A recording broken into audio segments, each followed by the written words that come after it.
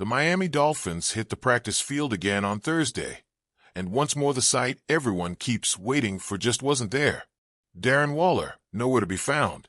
The media portion wrapped up and people kept scanning, but no number 83, no glimpse, no sign of him lining up, catching passes, loosening up. At this point, is anyone really holding their breath? The opener against the Colts is around the corner. Lucas Oil Stadium is going to be loud, and imagining Waller suiting up right now feels like forcing yourself to believe in something that just isn't happening. The hip injury revealed Wednesday is the official word, but the reality is sharper.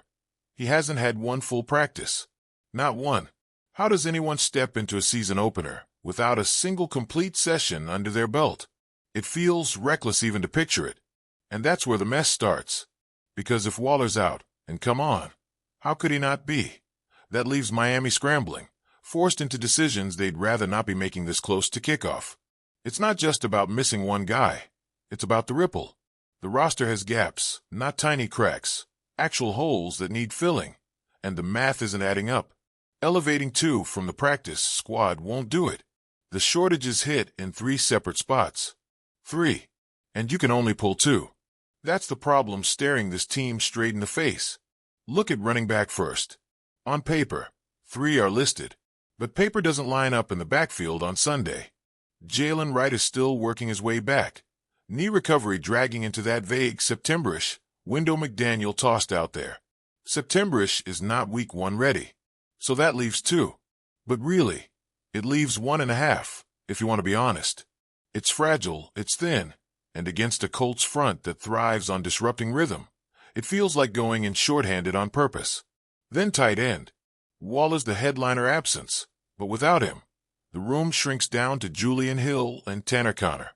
2 young guys, both with potential, but potential doesn't erase the fact that experience is lacking. Colts linebackers will see that mismatch and grin. 2 tight ends for a full NFL game is asking for strain, and strain usually snaps. And then the kicker. The most basic thing a roster should have is a kicker, right? A football team that plans on scoring points, finishing drives, kicking off, hitting field goals. You'd assume it starts with having one on the 53-man. But Miami doesn't. None. 0. That means Riley Patterson has to be elevated. No choice. He's waiting. But again, that's one of the 2 practice squad slots gone instantly. Not optional. Mandatory. So, 1 slot already locked in for Patterson. 1 left.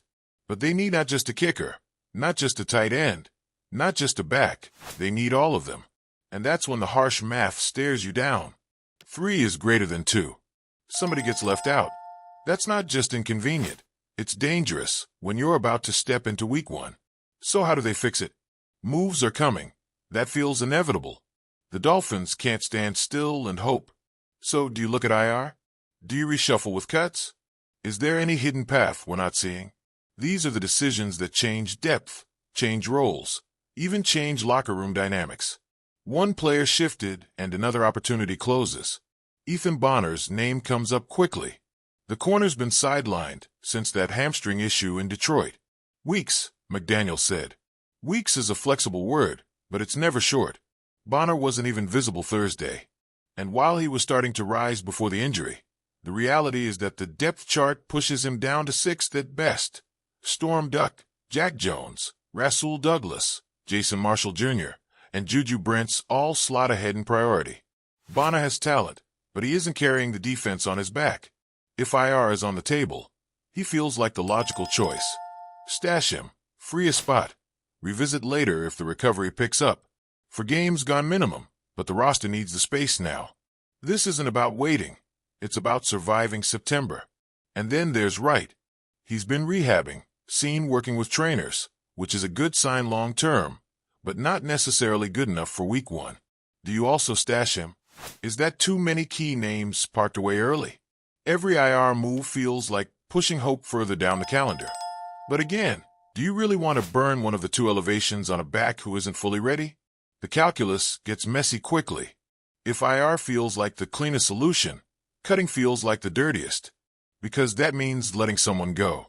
Wide receiver has surplus, yes, but every name has its advocates. Every cut sends a ripple through special teams, through chemistry. Do you risk a young player you've been grooming ending up claimed by another roster? Once he's gone through waivers, you might not get him back. Veterans, on the other hand, are free to sign wherever, and there's never a guarantee they circle back. It's a dangerous way to shuffle the deck.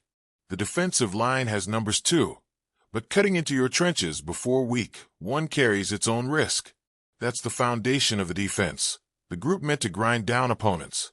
Weakening that just to plug another leak. It's the kind of trade-off that coaches lose sleep over. So which way do you lean?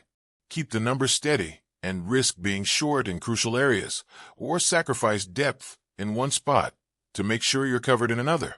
It's a juggling act with no safe option. And hanging over all of it is the thought that this is just week 1. If things already feel like a roster puzzle now, what happens when the season's wear and tear starts to pile up? How many more moves? How many more IR stints?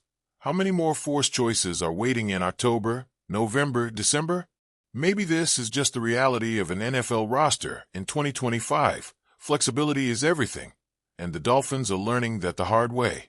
Maybe the front office already knows their move, and they're just waiting for the right moment to announce it.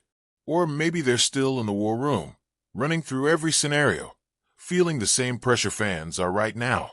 Because it's not just about Darren Waller's hip. It's about what his absence triggers everywhere else. And what happens if Waller's recovery drags even longer?